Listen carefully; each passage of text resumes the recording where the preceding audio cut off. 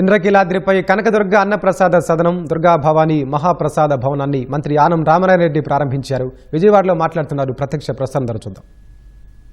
సభ్యులు చిన్ని గారు, అలాగే గ్రామీణ కార్పొరేషన్ చైర్మన్ బుచ్చి రాంప్రసాద్ గారు, స్వచ్ఛాంధ్ర చైర్మన్ అయినటువంటి పట్టాభి గారు, 20 పాయింట్ ప్రోగ్రాం చైర్మన్ గారైన లంకా దినకర్ గారు, గన్నవరం శాసనసభ్యులు వెంకట్రావు గారు అందరితో కలిసి ఈరోజు కార్యక్రమంలో పాల్గొనడం జరిగింది.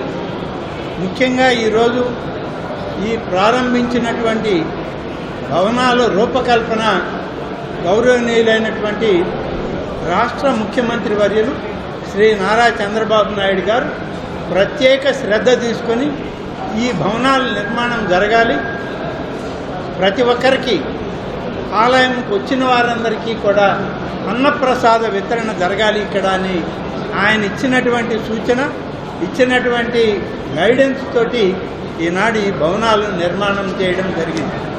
ఈ భవనాల నిర్మాణానికి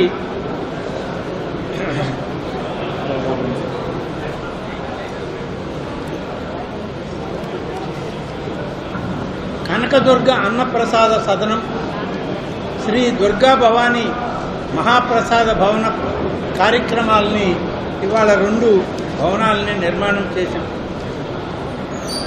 కనకదుర్గ అన్నప్రసాద సదనం 26 కోట్ల రూపాయలతో 55,400 చదరపు మీటర్ల విస్తీర్ణంతో ఈ భవనాన్ని నిర్మించడం జరిగింది.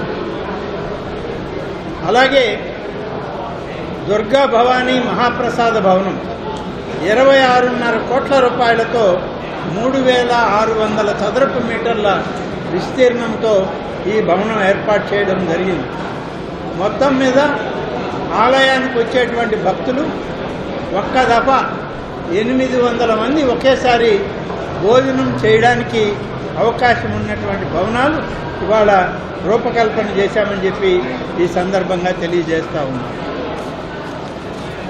ఈ యొక్క భవనంలో మొదటి అంతస్తులో ప్రసాదం కౌంటర్లతోటి క్యూ లైన్ సౌకర్యం, 2, 3 అంతస్తుల్లో దాదాపుగా పులిహోర, చక్కెర పొంగలి వంటి మహాప్రసాదాల తయారీ, ప్యాకింగ్ ఇవన్నీ చేసి 52 కోట్ల 50 లక్షల రూపాయలతో దీన్ని పూర్తి చేసి ఇవాళ రాబోయే నవరాత్రి ఉత్సవాలకంటూ దీన్ని ప్రారంభించుకోవడం జరిగింది. ఇంకా యాంత్రీకరణతో ఈ యొక్క సామర్థ్యం, ఓటు సామర్థ్యాన్ని పెంచాలి. మెకనైజ్డ్ కిచెన్స్ కావాలి అని చెప్పి ఇప్పటికే నిర్ణయం తీసుకున్నాం. దీనికి కావాల్సినటువంటి కంపెనీలకు ఆర్డర్ ప్లేస్ చేశాం. వాళ్ళు వచ్చి అన్నీ కూడా కొలతలు తీసుకువెళ్ళడం జరిగింది. ఒకేసారి 10,000 మందికైనా భోజన వసతి ఉండే విధంగా మెకనైజ్డ్ కిచెన్స్ని ఏర్పాటుకి